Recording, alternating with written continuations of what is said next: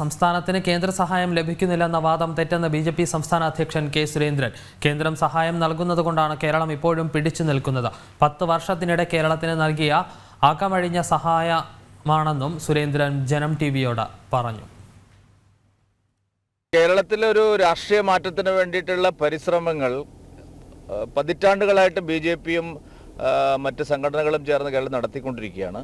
അതിന് വലിയ ഒരു ഒരു വിജയത്തിലേക്ക് എത്താൻ പോകുന്ന ദിവസങ്ങളാണ് നമ്മുടെ മുമ്പിൽ ഇപ്പോൾ വന്നുകൊണ്ടിരിക്കുന്നത്. കേരളത്തിൽ ഇപ്പോൾ ഉണ്ടായിക്കൊണ്ടിരിക്കുന്ന രാഷ്ട്രീയ മാറ്റങ്ങളെല്ലാം തന്നെ ആ നിലയിലേക്കുള്ള സൂചനകളാണ് നൽകുന്നത്. അതിനെ ശക്തിപ്പെടുത്താൻ ആവശ്യമായിട്ടുള്ള ഒരു പദയാത്രയാണ് കേരള പദയാത്ര. ഇപ്പോൾ കേരളത്തിൽ നടക്കുന്ന എല്ലാ കൊള്ളരുതായ്മയ്ക്കും, കേരളത്തിൻ്റെ സാമ്പത്തിക പ്രതിസന്ധിക്കും, കേരളത്തിൻ്റെ വികസന മുരടിപ്പിനും എല്ലാം ഉത്തരവാദി മോദിയാണ് എന്നുള്ള ഒരു വ്യാജ പ്രചരണം കേരളത്തിൽ LDF നടത്തിക്കൊണ്ടിരിക്കുകയാണ് UDFിൻ്റെ പിന്തുണയോടുകൂടി. അത് അടിസ്ഥാനരഹിതമാണ്, അവാസ്തവമാണ്. വസ്തുത നേരെ തിരിച്ചാണ്.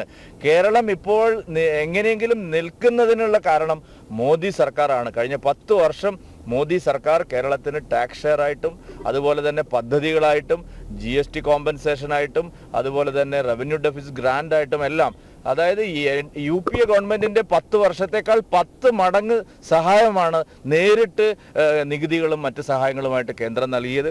ഇൻഫ്രാസ്ട്രക്ചർ ഡെവലപ്മെൻറ്റിൻ്റെ കാര്യത്തിൽ കഴിഞ്ഞ 10 വർഷം കേരളത്തിന് കിട്ടിയതുപോലൊരു സഹായം സമീപകാലത്തൊന്നും മറ്റൊരു സംസ്ഥാനങ്ങൾക്കും ലഭിച്ചിട്ടില്ല. ഇവിടെ നടക്കുന്ന ദേശീയപാത വികസനമായാലും കുടിവെള്ളത്തിൻ്റെ പേരിലുള്ളതായാലും ഇവിടെ ഏത് അടിസ്ഥാന വിഷയങ്ങളിലും ആയാലും മോദി സർക്കാർ കേരളത്തെ അത്രമാത്രം സഹായിച്ചിട്ടുണ്ട്.